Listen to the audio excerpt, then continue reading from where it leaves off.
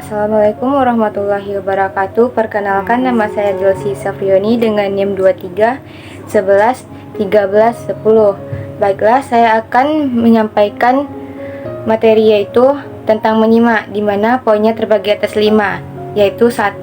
Pengertian menyimak, 2. Tujuan dan tahap-tahap menyimak, ketiga. Jenis-jenis menyimak, 4. Proses menyimak, dan terakhir faktor penghambat keberhasilan menyimak. Baiklah, yang pertama, pengertian menyimak. Menyimak adalah proses mendengarkan secara aktif dan penuh perhatian untuk memahami, menginterpretasikan, dan mengevaluasi informasi yang disampaikan secara lisan. Menyimak berbeda dari sekadar mendengar karena melibatkan konsentrasi penuh pada isi dan makna pesan yang disampaikan, serta kemampuan untuk memberikan respon yang tepat.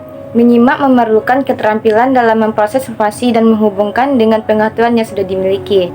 Yang kedua, tujuan dan tahap menyimak. 1. Tujuan menyimak.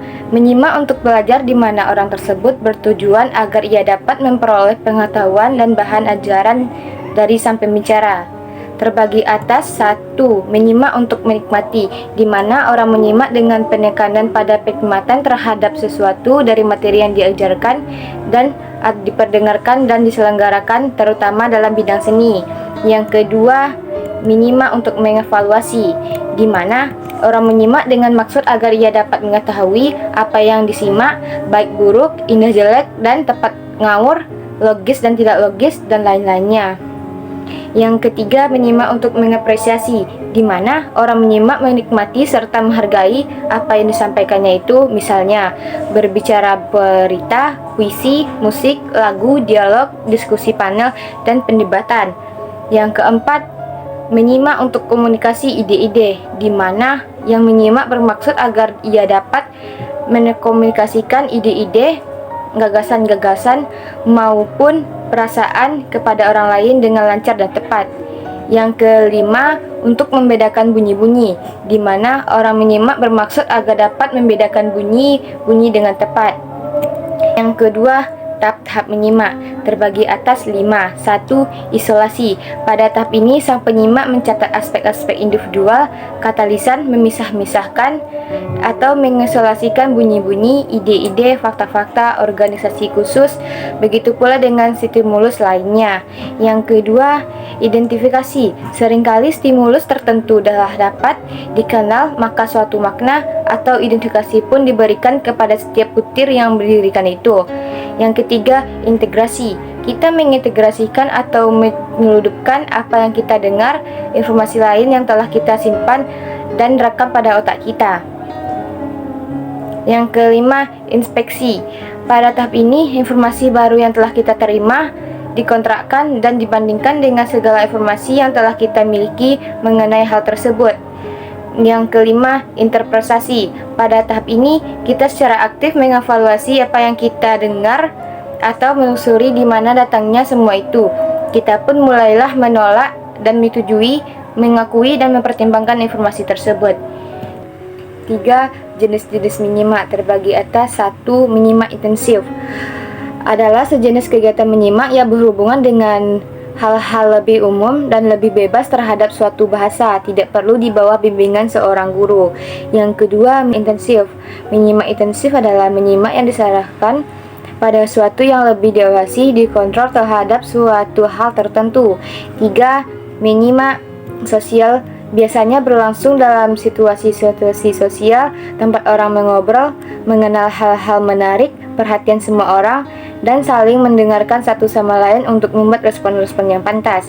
Yang keempat, menyimak sekunder adalah sejenis kegiatan menyimak secara kebetulan dan secara intensif, misalnya menyimak pada musik yang mengiringi tarian-tarian rakyat yang terdengar secara sayup-sayup. Yang kelima, penyimak apresiatif adalah fase terakhir dari kegiatan menyimak dari secara kebetulan dan termasuk ke dalam menyimak intensif. Mencakup dua hal, yaitu pertama, menyimak musik dan puisi. Yang keenam, menyimak kritis adalah sejenis kegiatan menyimak yang di dalamnya sudah terlihat kurangnya atau tidak adanya keaslian atau kehadiran prasangka serta ketidaktelitian yang diamati. Yang ketujuh, menyimak konsentratif, sering juga disebut dengan studi tipe, listening, atau menyimak dengan merupakan sejenis telaah. Yang kedelapan atau terakhir, menyimak kreatif. Jenis keempat, proses menyimak.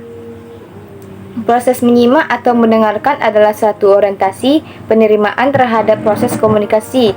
Karena komunikasi melibatkan sumber penerima, penyimak terdiri atas peranan yang dimainkan si penerima dalam proses komunikasi. Tahap dalam proses menyimak seseorang akan dijelaskan pada uraian berikut. 1.